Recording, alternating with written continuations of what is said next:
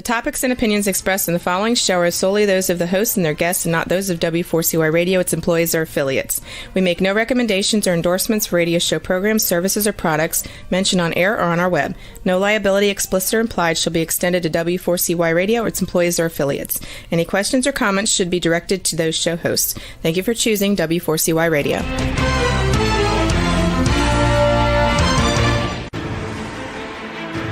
What's working on purpose anyway? Each week, we ponder the answer to this question. People ache for meaning and purpose at work, to contribute their talents passionately and know their lives really matter. They crave being part of an organization that inspires them and helps them grow into realizing their highest potential. Business can be such a force for good in the world, elevating humanity. In our program, we provide guidance and inspiration to help usher in this world we all want, working on purpose. Now, here's your host, Dr. Alise Cortez.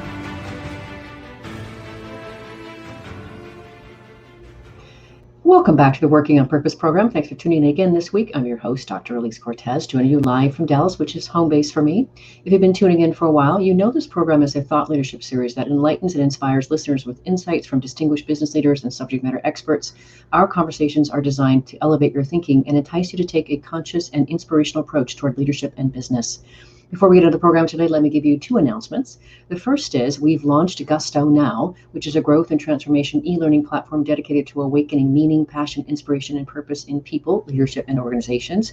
It features leadership development and other professional development courses in English, Spanish, and Portuguese, delivered by yours truly. You can learn more at gusto-now.com. The second announcement I want to share with you, I'm so excited to say that my book is now out on Amazon. It's called Purpose Ignited: How Inspirational Leaders Ignite Passion and Elevate Cause. It's actually due for release November 17th, though you can pre-order it now. Thank you very much for your support. It was amazing to finally get it out there. Now, on to this week's program. With us today is Norman Wolfe. He is the founder and CEO of Quantum Leaders, which is a leading voice in bringing about a transformation of the core paradigm of business. He is a 15-year veteran of Hewlett-Packard, has led and consulted with companies large and small, and he's the author of The Living Organization, an application of the core principles of how the world works and how organizations can create extraordinary impact. We'll be talking about the paradigm shift necessary to help business evolve to its best, the central element of energy in doing so, and dive deep into a few of the core elements that really distinguish Norman's work and model. Norman, welcome to Working on Purpose. It's a pleasure to be here.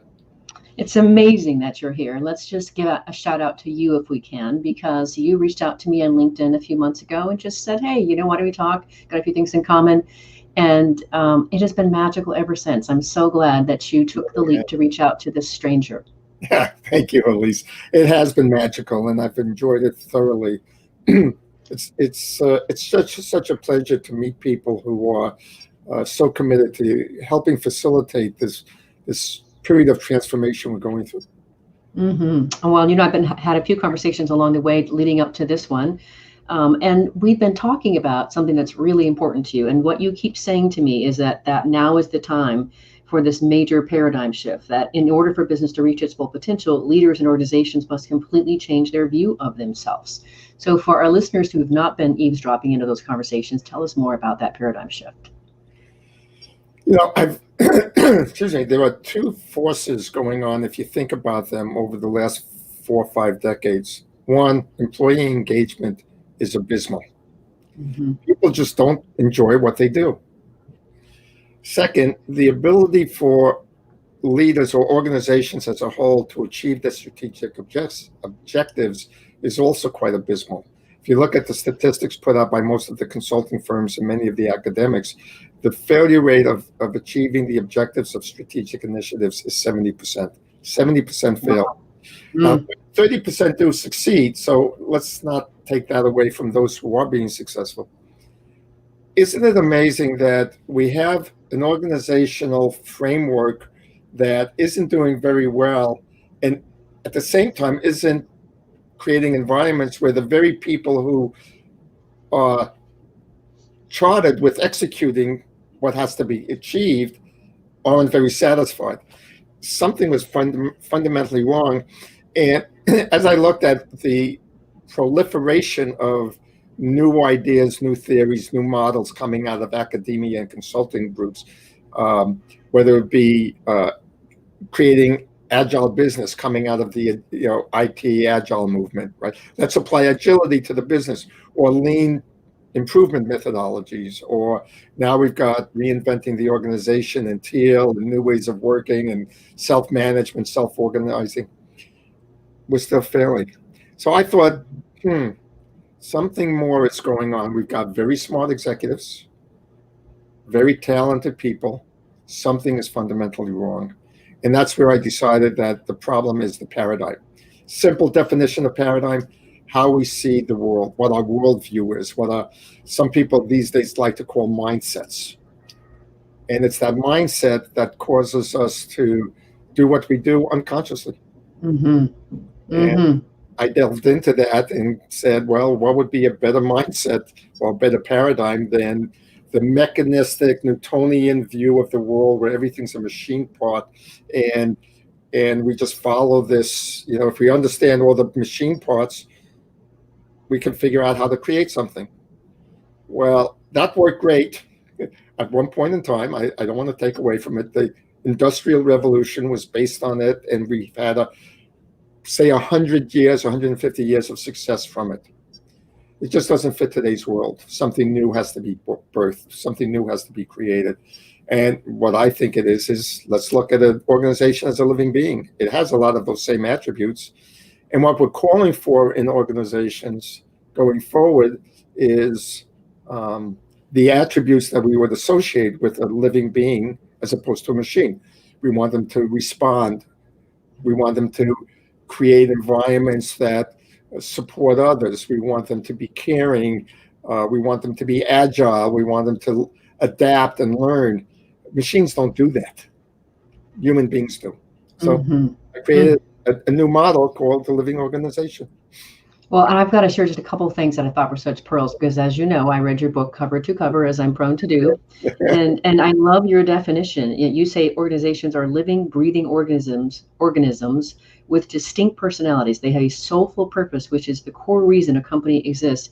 And the mission is how we express that. The vision is what the world will look like in the future when the soulful purpose is more fully realized. That is a totally different view than what you just described before about the mechanistic Newtonian way. And we've talked about in companies over the years, as a perfect example, mission, vision, and values. But if you listen to the way you described it and the way most people think about it, there's a clear distinction. In the way most people think of a mission, vision, and values, it's a mechanistic approach. That's the old paradigm, co-opting and corrupting new ideas. And it just makes it into a mechanistic approach, which has no energy to it, no life to it, nothing for people to engage around. But if you think about it from a point of view of it's here to create something, to contribute something, to make a difference, and that we're going to take this journey of making a difference in the world. Now people get excited about that. Well, and that's where we get to evolution, right? So you and I have had a couple of really fantastic conversations talking about energy and the importance and the necessity of change. And for me, when you talk about evolution, you say which asserts itself when a species or system no longer fits its environment and creates a crisis that forces the system to adapt to the new environment or die. So paint a picture for us, Norman, of how evolution relates to your living organization. Well, let's start, to really understand the living organization framework. It's really easy to think about you as a human being and then just extrapolate that to a collective of human beings operating with the same context, right? So think about how you change. You're going along just fine. You're happy. Life's working. There is absolutely no reason for you to do anything different, unless you're one of those few that forces yourself to constantly change. But most of us are just happy. If it's working, don't fix it. Right? True. If it's broke, don't break it. It's called apathy, yeah. Well, it's called comfort. And that's perfectly normal. We all seek that. So I don't want to take anything away from that. In my life, when I've looked at where have I had significant changes, it's usually come about by a major disruption in my life pattern. Yes. Right? Which causes me an internal dissonance, a dissatisfaction. Something begins to churn right? It either comes internally by a dissatisfaction or externally by an event that happens to me. My wife decides we should get divorced, right? That's right, there you go. Right? Important catalyst for me too, yes. Now let's extrapolate that to an organization, and you see typically when organizations change is when they're forced to. Facebook comes along and completely disrupts our marketing models. The internet comes along and completely disrupts how we do business. These are evolutionary events. COVID comes along. Right? So these are perfect examples. And again, it's natural and it's part of the evolutionary process. Why resist it? Why not learn to say, okay, COVID's here, something needs to change, let's get creative and figure out what to do to move forward, just like we do in our personal lives. I say that intellectually, I know it doesn't happen that way. We go through the steps of death and dying. We go into shock, and then we deny, and then we get angry, and then we blame, and then we bargain, and then we go through all these things. But eventually, after we process through all that, which is really nothing more than a release of energy. I mean, as we go through those stages, we're just releasing the energy and allowing the old to dissipate to make room for the new. Why not do that consciously and facilitate quicker movements, quicker changes, both on an individual level and in an organization? So embracing those things that appear difficult with compassion for self and others usually helps things move along much faster. Resisting them causes not so much. Not so much. Yeah. Well, I want to take that one step further, Norman, because one of the things that you've, I think, said, it's probably in your book somewhere, but I know you and I talked about it, which extends what you just said, and it makes it even more profound, is you say that changing identity is a death sentence. And that I find that to be arresting and spot on. So kind of, what you're really saying is in order for us to move on to the next level, we have to let go and let that other previous identity of ours die away in order to make room for something new. And that opens something for me, and that's really dramatic. So say a little bit more about that. Well, the Chinese have a proverb, may you die 1,000 deaths before you die. I've not heard that. Yeah, it's a beautiful proverb if we learn to embrace it. But when I create my sense of self, I invest a lot of time and energy in it over the course of my life. It's my sense of identity. It's who I am. Right? Now, if you really look inside of you, who you are is made up of multiple people. Right? And when something changes in our lives, it usually means that one aspect of us is no longer being called forward. It might even be being asked to go sit on the bench. And sometimes that's good, but a lot of times we have such a connection to it. It might even tie us to our family roots. My great-great-grandfather lived in this place, and now the hurricane has come, and there's going to be a sadness, almost like some part of my life is dying. Right? That's what I mean. But those are just some examples. I'll give you another one. When my mom passed away, there was a part of me that consciously knew was never going to be called forward again. I was the baby of the family, and whenever my mom called, I became the baby of the family. At the age of 40, I was still the baby of the family. But that little boy in me was no longer going to come forward. And part of my sadness of my mom dying was that part of me was never going to come out again. And that's a loss. That's a death. Organizations go through the same thing. Everybody is used to working with clients in a certain way. We've got it all worked out and everything's cool. And we have this wonderful way of dealing with and selling these products. And then all of a sudden COVID hits and you're not doing that anymore. That's a death. That's literally a death of a being. So we got to allow that to process through, which is the grieving process, which is mourning, acknowledging it, appreciating it, and letting it go. Oh, that's so beautiful, Norman. All of these conversations that we have. And so that brings me to the last part. The last thing I wanted to talk about in this segment here is you focus. And here we are talking about energy and living beings. And so you say rather than an organization focusing on profit or money making, you said if we could change the way business relates to its role in society, which is partly identity, to its customers and to its employees, we can make a very large and very real difference. And so then you went on to say that even you, in the way that you talk about your business, you say, now when I'm asked about what the vision of Quantum Leaders is, the business that you run, you say it is to transform business around the world into environments that support and enhance the dignity of the human spirit as they collectively express the spirit in service to society. That is so beautiful. Thank you. Thank you. And it's taken me a long time. I wrote the book and published it in 2011, so it's 9 years out now. And over the 9 years, well, I'll tell you this little story. John Mackey, CEO of Whole Foods, who wrote the foreword to my book, when I gave him a copy, he said, Norman, now you get to live what you wrote. Oh, that's right. Most prophetic words. So for the last 9 years, I've had to look at what's my internal way of being, what do I have to let go to fulfill the purpose that I have. And that's been my journey for 9 years now. And it continues. I continue to discover it. Mine too. Same thing for me. And in fact, we have to talk about this. You refer to yourself as the hospice midwife. What does that mean? Oh, wow. So I've known for a long time that I am just part of facilitating a change that's happening regardless. If I'm not here, it's still going to happen, because it's part of the evolutionary journey. Right? Life is morphing, and so we're caught up in the changing process. And so, since it's life itself is birthing something, I look at myself as a midwife.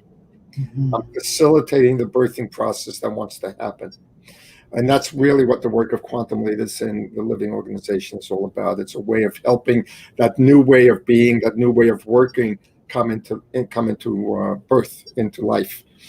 But at the same time, nothing is born without a death. Change, just what we talked about, change does not happen with something that we're comfortable with going away. So part of my journey is to hospice that which needs to end. And so a lot of our work is built around understanding that and being compassionate with it. And stewarding it along. Norman, I'm so grateful to share you with our listeners. And listeners, what I hope you're hearing here is I hope you hear hope, possibility, inspiration. We're going to talk more about this. Let's grab our first break. I'm Alise Cortez, your host. We've been on the air with Norman Wolfe. He's the founder and CEO of Quantum Leaders and the author of The Living Organization, Transforming Business to Create Extraordinary Results. He joins us today from Vancouver, Washington. Stay with us. We'll be right back.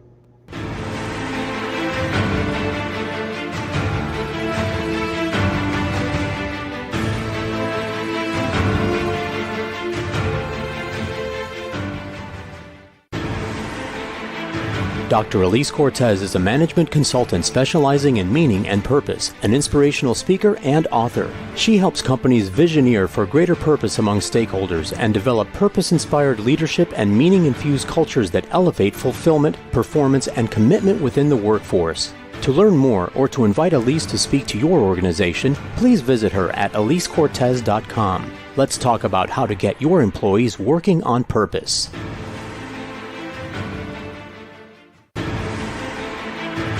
This is Working on Purpose with Dr. Alise Cortez. To reach our program today or to open a conversation with Alise, send an email to Alise, A-L-I-S-E, at alisecortez.com. Now, back to Working on Purpose.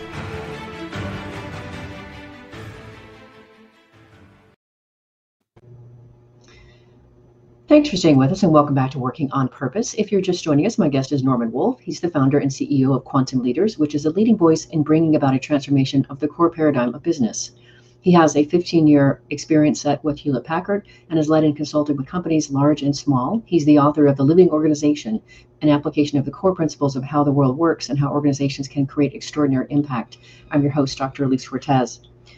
So for this next segment, Norman, I really wanted to focus on energy, and energy is a really amazing thing. You and I have talked about that quite a bit, and people oftentimes say to me, you're all about energy. I love your energy. And here you are, you've really done something amazing. And I find what you say in your book riveting about this. You say, if everything is energy, which cannot be created or destroyed, it stands to reason that creating results is a process of transforming energy from one form into the form of our desired results. That is so profound. Tell us more about this notion of energy and desired results.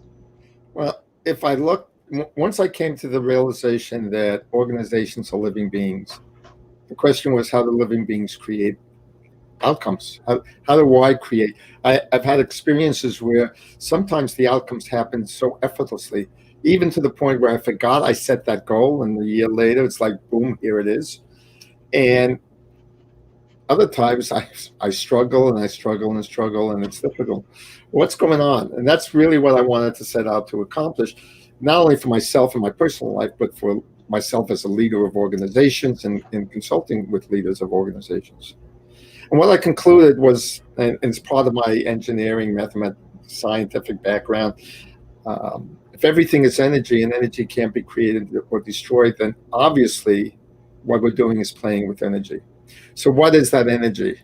And in my book, I describe 3 fields of energy: the activity, what we do, and how we do it. Mm-hmm. That makes sense. You know, you can look at that as kinetic energy. You can see it.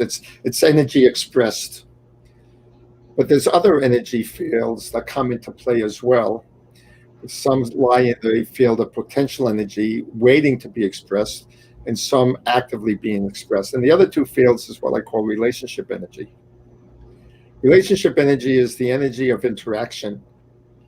And it takes on 2 meanings for companies. One, internal to the company, it's the energy with which people interact together. And if you just think about that from an energy point of view, contributing to the production of an outcome, if there's harmony within the team, if the team supports each other, we call that synergy. The definition of synergy is often referred to as 2 + 2 = 5. Right? You get more out of it. In physics term, in engineering terms, you've got 2 waves, energy waves, that are in phase with each other and so amplify. Conflict, we know what happens with conflict. Nothing gets done. Everybody's busy arguing and bickering and nothing's happening. But that's 2 energy waves out of phase or attenuating down to close to 0, so nothing's happening.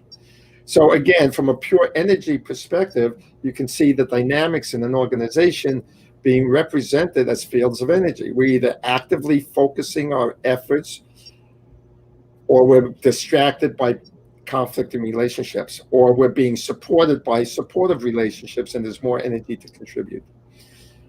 The third field of energy, and the other part of relationship energy is external, and this we call the energy of experience. Now, there's a lot of talk today about customer experience. Mm-hmm.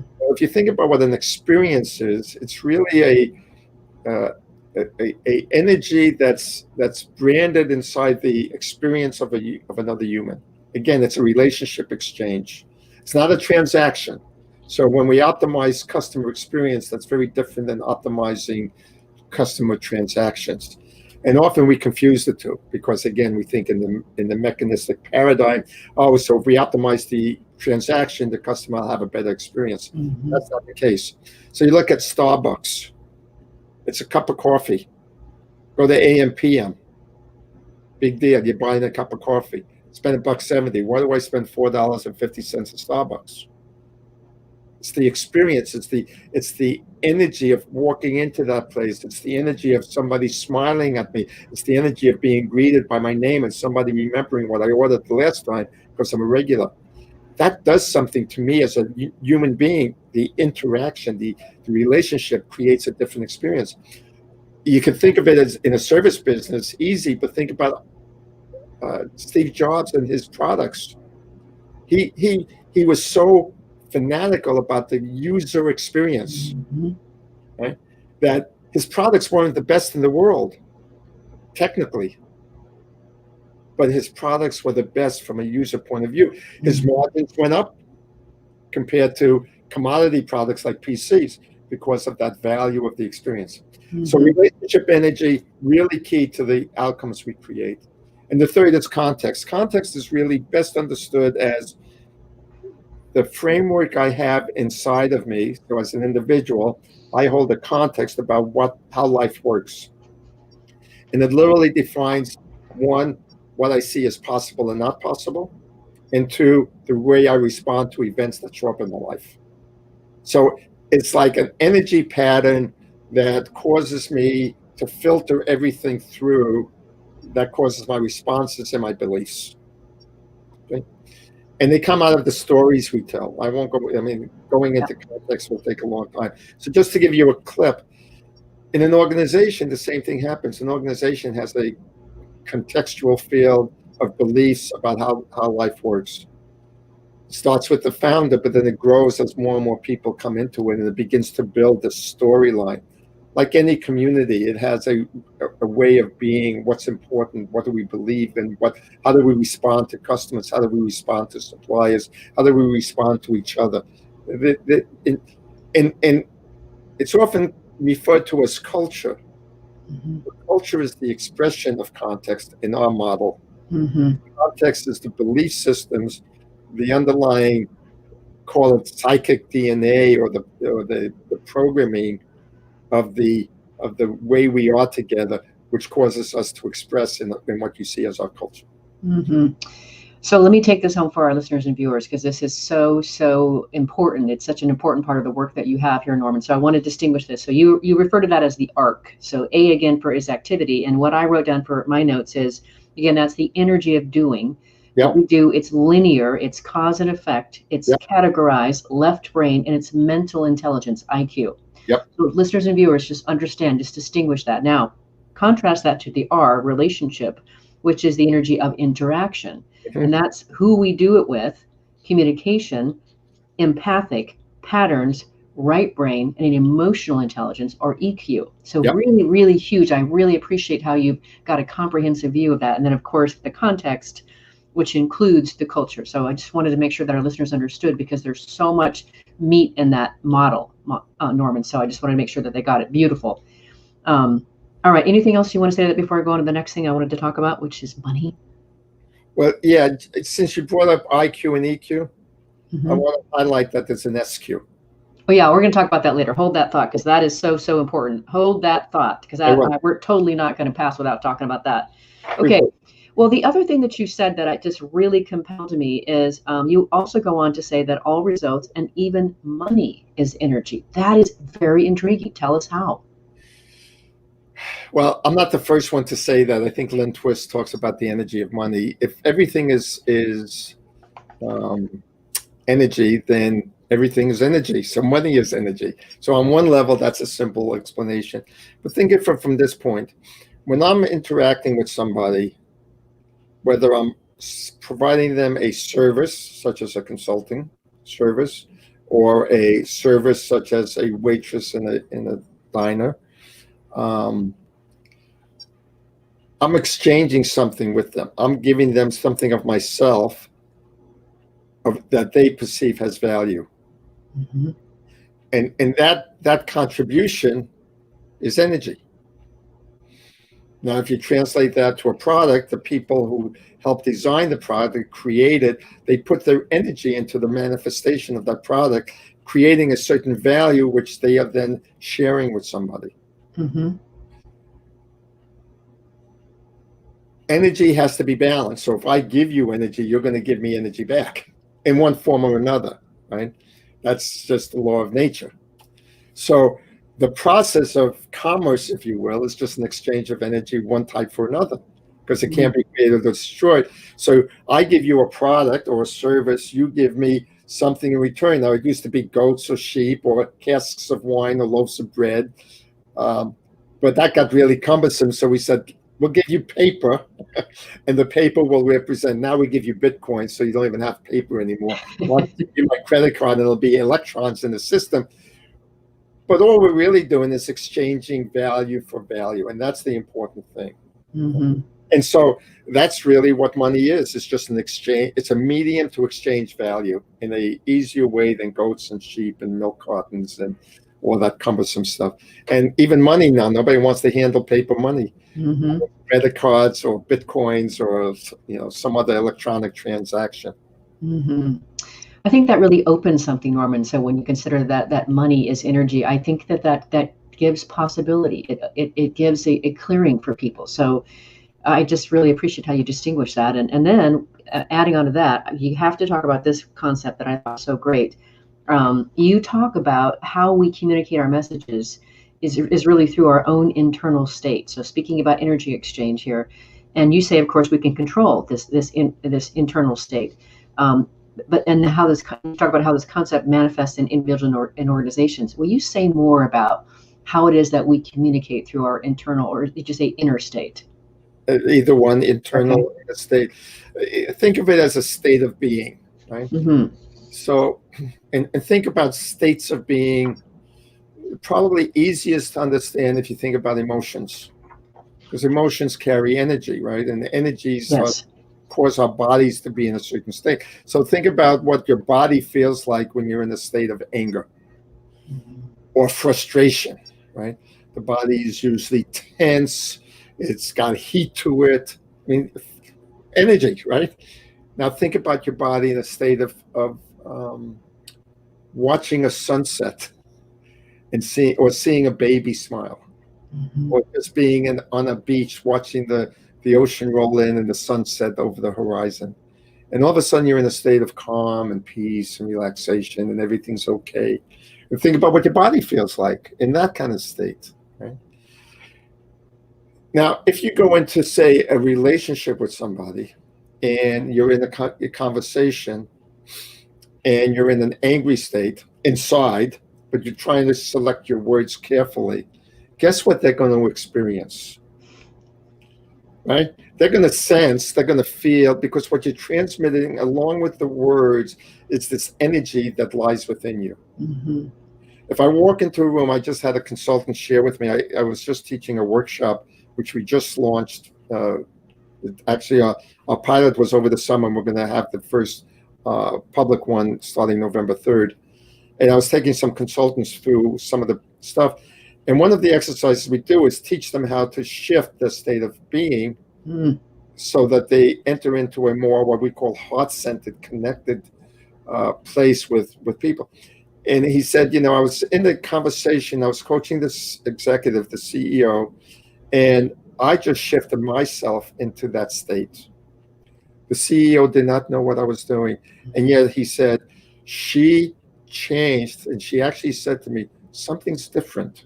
She opened up, and not only opened up, but discovered some new things just because he was in a different state. That's what I mean by that statement. It's powerful when we become conscious of what state of being I'm in when I'm in relationship. And again, that goes for individuals, teams, companies, organizations, and it's such a powerful concept. That's why I had to have you talk about it. It really grabbed me for a lot of the things that I'm doing in my personal life and my business. So Absolutely. Beautiful, Norman. Beautiful. All right, let's grab our last break. I'm Alise Cortez, your host. We've been on the air with Norman Wolfe. He's the founder and CEO of Quantum Leaders and the author of The Living Organization, Transforming Business to Create Extraordinary Results. He joins you today from Vancouver, Washington. Stay with us. We'll be right back.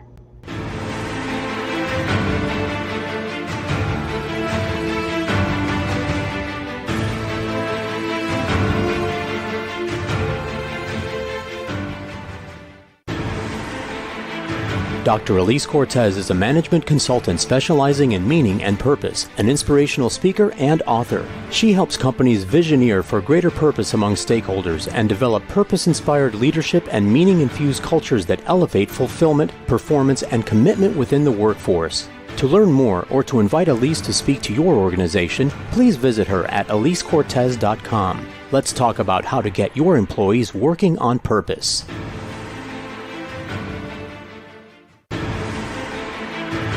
This is Working on Purpose with Dr. Alise Cortez. To reach our program today or to open a conversation with Alise, send an email to Alise, A-L-I-S-E, at alisecortez.com. Now, back to Working on Purpose.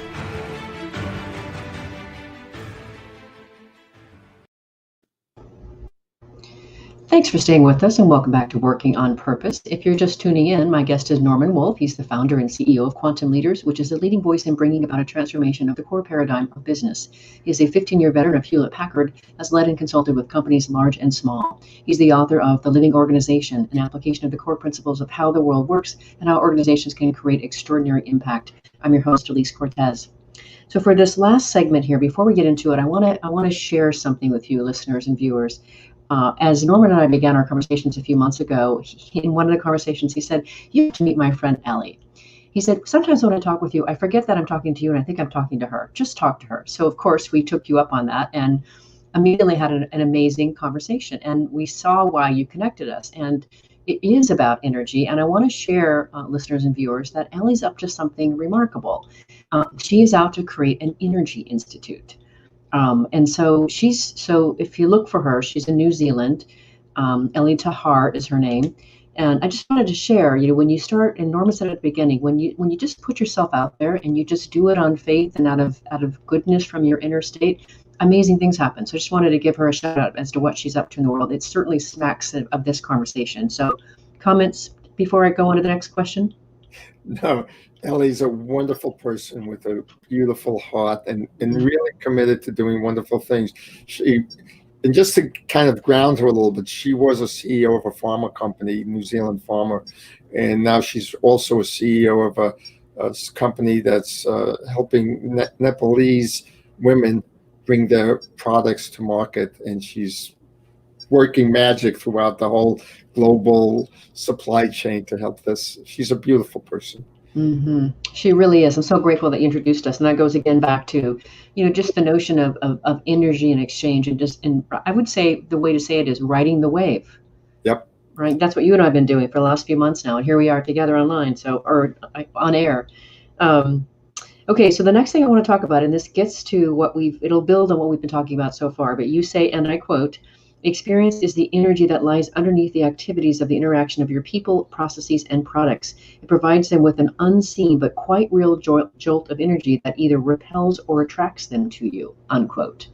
Tell us more about that. Well, you ever wonder why some companies, well, again, I use Starbucks or Apple, draw a crowd that becomes almost evangelistic? In a mechanistic way of thinking, we try to understand it by talking about brand identity. I got to tell you, brand is a byproduct of the energy that people experience. And it goes to this relationship energy I talked about earlier. It really is something tangible. That's why you can't spin your way through crisis. If you're not authentic, people feel that energy.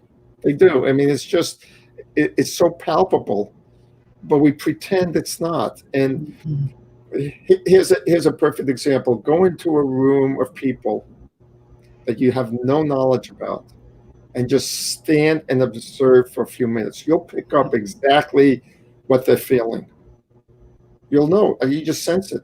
Or walk up to somebody you're close to and you feel something's wrong and you can just feel it. And you'll say, "What's the matter?" And they'll go, "Nothing." And you go, "Yeah, right." I mean, everything's fine. I'm just okay. I'm just tired. I don't think so. Where does that knowledge, that awareness come from?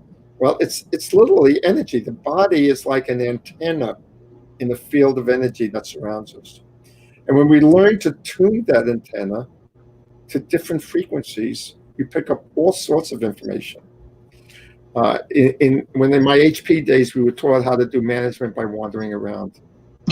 I know this concept. Goes back many, many years, decades.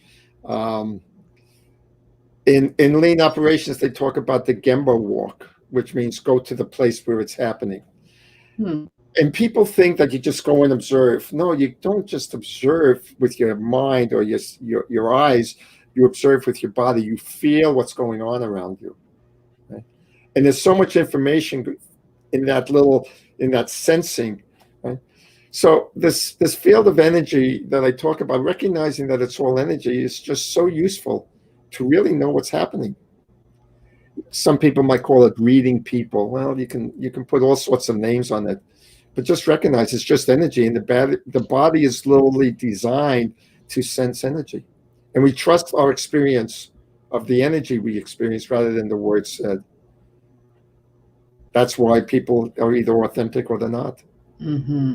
Okay, now we get to go take it another step further and talk about that spiritual quotient you were talking, spiritual intelligence. So another really compelling idea is, you say, and I quote, "The next frontier is to expand our ability to assess one's skill with the use of context energy, spiritual intelligence, or SQ." And then you go on to say companies such as Nokia, Unilever, McKinsey, Shell, Coca-Cola, Hewlett-Packard, Merck Pharmaceuticals, and Starbucks are using models for developing and measuring spiritual intelligence. I was blown away by that, thrilled to read that. Tell us more about that. Well, as I said earlier, when I realized that EQ was really, in some ways, a measurement of emotional intelligence, I began to search for, so how do I measure context? Again, I'm a manager, I'm an executive, I'm an engineer, so I know the importance of what you measure is what you get. So if I can measure activity, we have all sorts of tools for that. And now that we have this thing called EQ, where we have some tools to measure emotional intelligence or our ability to relate to each other and relate to each other's feelings, what about SQ? What about emotional, spiritual intelligence or context intelligence? At the time I was writing the book, there was two things happening. One is I read Donna Zohar's book, who wrote a book called Spiritual Capitalism, I think it was, or something along those lines. And at the back of the book, she had an assessment instrument. Simple, I don't remember how many questions, 12 questions or 20 questions, that gave you a sense of your spiritual intelligence. And then I came across a woman named Cindy Wigglesworth, who wrote this, spent years developing this assessment instrument she calls SQ21, which is designed to measure what she calls spiritual intelligence. I don't use the word spiritual intelligence as much now as I used to, because it carries some baggage, unfortunately. And I say unfortunately, it's just sort of a reality. A lot of people hear the word spiritual intelligence and they kind of rebel against it. So let me break down what spiritual intelligence really is. It's really a degree of maturity. If you think about what it means to be mature over time, and the easiest way to think of it is contrast a young child, 2 to 5 years old, a teenager, late 20s, early 30s, midlife, 40s, 50s, and then a senior, elder, 70s, 80s, 90s. And what you see is a pattern of maturity, hopefully, right? That's part of our goal. And when you look at that, you'll see a pattern of me and mine and now, right? Real tight. And I only care about myself in the very young. And it begins to expand in terms of a sense of who I am and how I relate to the world. And I can handle more different points of view. I become more solid in my point of view, but less rigid about it, less defensive, less dogmatic about it. I have an ability to both be in relationship with my own point of view and with other people's points of view. I can handle uncertainty and complexity more because I have more experiences that tell me I'll be okay. Okay, things are happening, but that's okay. I've been through this before and I don't die, or I die and reborn, however you want to look at it, based on our earlier conversation. So spiritual intelligence, as measured by Cindy's SQ21, is really giving you indicators of where you are in relationship to values and the way you live them and the way you can appreciate other people's values. So if EQ is how you relate to feelings and emotions of other people, SQ is about values and how we relate to our own and to others. And I say values, I should say values, beliefs, core assumptions, and how fluid and flexible are we about those. So SQ becoming more and more recognized as vital, still in its early days. It's only been 10, 12 years now. If you look at EQ, it took about 20 years before EQ actually got it more and more mainstream. And even today, people are still discovering it. So I suspect in the future, you'll have SQ and EQ as part of the way we evaluate, or I hate evaluate, provide feedback to people to help them grow. That's the way I like to look at these tools. Well, I really, really appreciate reading that. I had never heard of this before. And of course, this show is really a thought leadership platform that stewards the conversation toward advanced meaning and purpose in the workplace. Because really what I'm out to do, Norman, is to help leaders create a workplace where people actually want to come to and they can thrive. And we can start to talk about notions of spirituality in the workplace, and certainly as an organization, and that organizations are living, breathing beings that need to be continually nurtured and grown and to evolve. Well, that's why I wanted to have you on the show, because you steward that conversation, you advance that conversation. Can I just jump in and add one thing to what you just said? And I say this in my book, towards the end of the book. Since we're changing the paradigm, one of the things I paid attention to is what is the new role of leader? And so in the machine paradigm, or the machine worldview, we look at the leader's role as plan, lead, organize, and control. Mm-hmm. So fundamentally, the leader decides what the machine is supposed to do, programs the machine, so to speak, and people execute it. Right. In the new paradigm, the leader shifts their role from plan, organize, lead, and control to set the context, right? Because the context is a defining field, and it helps guide everything else. Develop the people, and when I say develop the people, I really should say develop the organization, because you're developing the collective body in both the capabilities and its maturity. So you're developing the whole living being. Build community, because community builds a sense of belonging, which is one of the 3 innate needs of human beings. Right? Belonging, contributing, and growing are the 3 innate needs of human beings. So build community where they feel a sense of belonging and where customers feel like they belong. Mm-hmm. And be of service, which is a way of giving to the society something of value, where you're enhancing society overall. So those are the 4 responsibilities. I was giving that speech early on when I was just introducing the book to the world, and somebody in the back, I remember saying, wait a minute, that's what religious leaders do. It literally stopped me, and I said, you're right. Perhaps the CEOs of the future will be the spiritual leaders of our society. And I actually wrote that at the end of the book too. Mm-hmm. So where you're going, what you're doing with purpose and meaning, that's at the core of context. Is the expression of our purpose and meaning. It's taking a field of energy and giving it shape, and that's so important. And I do hope that spirituality, the essence of spirituality, which is to grow and develop and contribute and to add to life, becomes a reason companies exist. I do too, Norman, and that's absolutely why I get up in the morning and do what I do, and why I look for people like you to come on the show to advance this conversation. And as you know, I use the show's platform really as a way to catalyze my ongoing thinking, growing, learning. As you and I've shared, each of us recognize that we are on an ongoing journey. Everyone is, and then the opportunity is to get present to that and be in gratitude about it and let it carry you along, which I hope, listeners and viewers, that you got from this conversation today. I hope that you're all feeling elevated by this conversation. I certainly did. The moment I met you, Norman, I felt elevated, touched by an angel. And then when I read your book, I felt slightly smarter.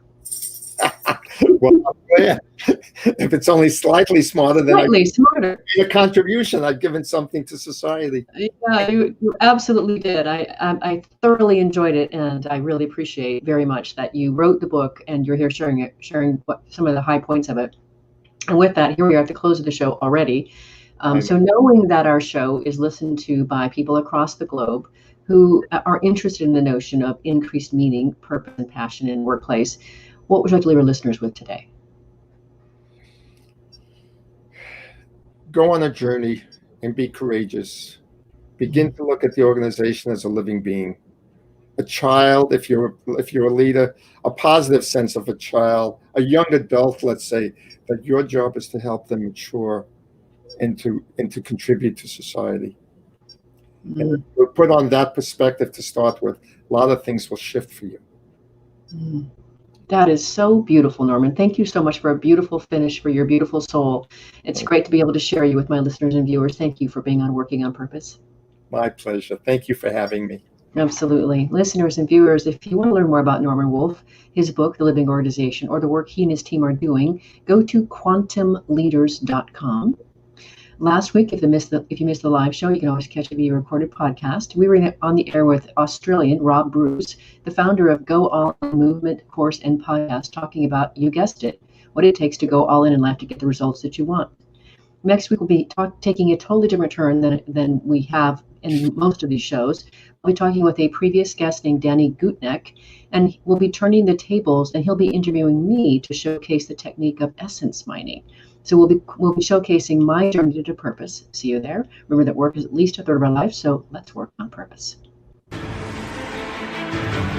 We hope you've enjoyed this week's program. Be sure to tune into Working on Purpose, featuring your host, Dr. Alise Cortez, each week on W4CY.